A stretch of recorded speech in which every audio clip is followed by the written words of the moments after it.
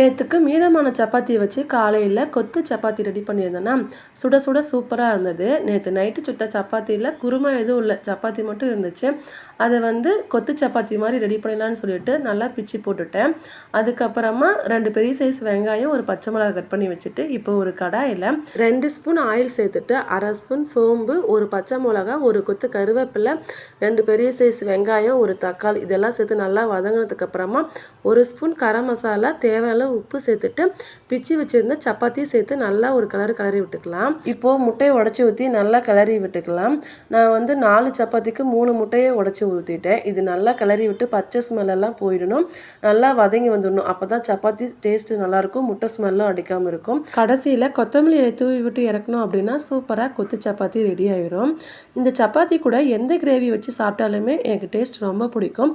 இந்த கிரேவி தான் வேணும் அப்படின்னு இல்லை, சாதாரணமாக நம்ம செய்கிற உப்பு பருப்பு கூட வச்சு சாப்பிட்டா கூட சப்பாத்தினா எனக்கு அவ்வளோ பிடிக்கும்.